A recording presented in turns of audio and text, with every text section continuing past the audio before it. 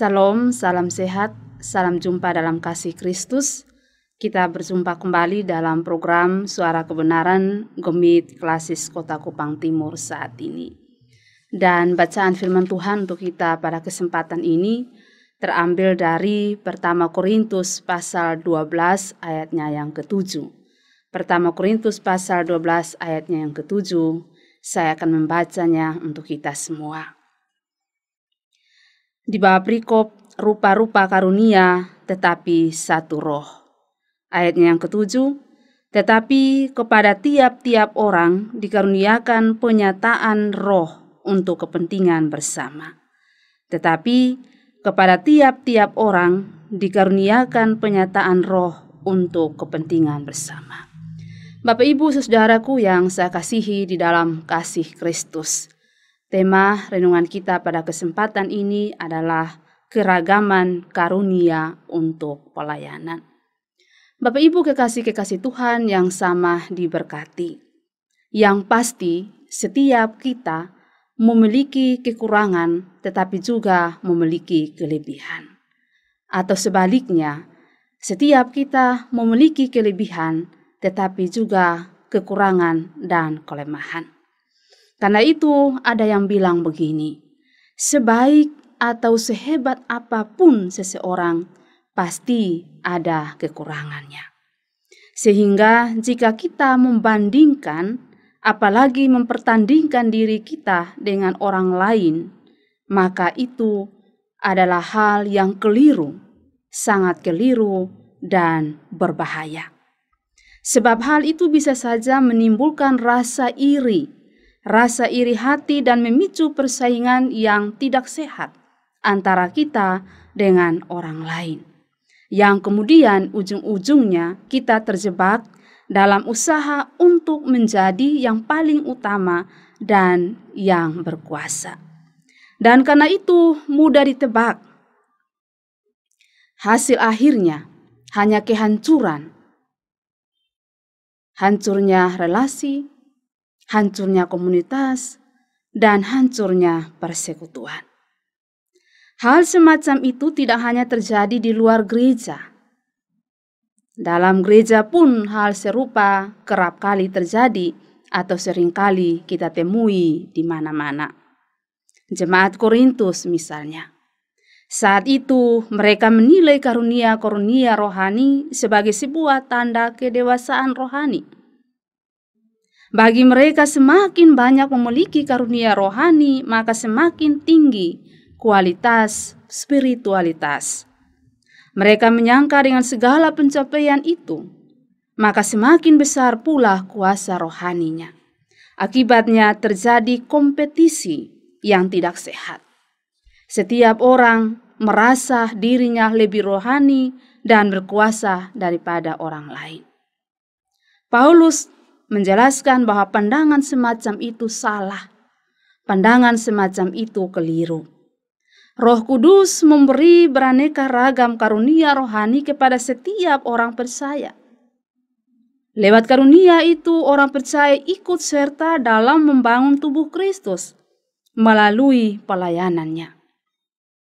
Jadi, Bapak Ibu saudaraku yang terkasih, karunia rohani diberikan demi kepentingan bersama, bukan untuk pribadi masing-masing. Itu ada pada ayatnya yang ke-7 bacaan kita tadi. Karunia rohani diberikan untuk membangun, bukan untuk memecahkan persekutuan atau tubuh Kristus. Dari sini ada beberapa catatan yang perlu kita garis bawahi atau perhatikan bersama sehubungan dengan karunia-karunia yang kita miliki dalam hidup ini. Yang pertama, hendaknya kita memakai karunia untuk melayani dengan hati yang ikhlas, bukan karena terpaksa ataupun karena mengharapkan sesuatu di balik pelayanan kita.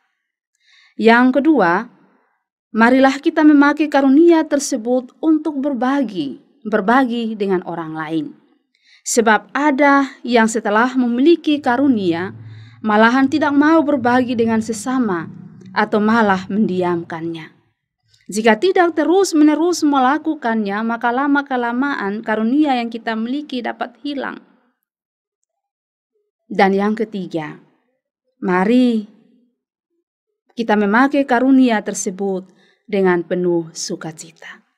Rasa gembira dan menikmati segala pelayanan yang kita berikan, dan lagi-lagi yang perlu saya tekankan di sini, pelayanan dengan sukacita tanpa paksaan. Dan supaya karunia dari Tuhan tetap sesuai dengan tujuan daripada Tuhan memberikan karunia itu kepada kita, maka kita harus menyadari satu hal, bahwa jika bukan karena Tuhan yang memberikan, kita tidak punya kemampuan apa-apa. Kita bukan siapa-siapa di hadapan Tuhan. Kita tidak punya apa-apa. Kita tidak punya kemampuan apapun. Sebab itu, karunia yang dimiliki mesti benar-benar kita pakai untuk melayani. Melayani Tuhan, melayani sesama. Melayani sesama, melayani Tuhan. Pelayanan kita itulah wujud nyata persembahan yang benar kepada Tuhan. Tuhan menolong kita untuk memahami firman-Nya saat ini. Amin. Mari kita berdoa. Terima kasih ya Allah Tuhan kami. Engkau Allah yang sungguh sangat baik dalam kehidupan kami. Engkau memberi begitu banyak karunia-karunia dalam hidup ini. Karena itu ya Tuhan, hendaklah kami boleh mempergunakan karunia yang Tuhan anugerahkan dalam hidup kami untuk melayani sesama dan untuk melayani-Mu. Tolonglah kami ya Tuhan, agar apa yang kami dengar saat ini boleh benar-benar tidak saja kami dengar, tetapi kami juga dapat melakukannya dalam kehidupan kami. Berkatilah kami semua dalam seluruh kehidupan kami, tugas, karya, dan pelayanan kami, pendidikan dan perkuliahan kami. Roh Tuhan akan menuntun kami, memelihara kami dari waktu ke waktu. Ini doa kami, ini ungkapan syukur kami. Dalam nama Tuhan kami Yesus Kristus, kami datang berdoa kepada Bapa di surga. Bapak Ibu kekasih Tuhan, demikian acara Suara Kebenaran saat ini. Selamat memulai hari ini dalam tuntunan Roh Kudus. Salam.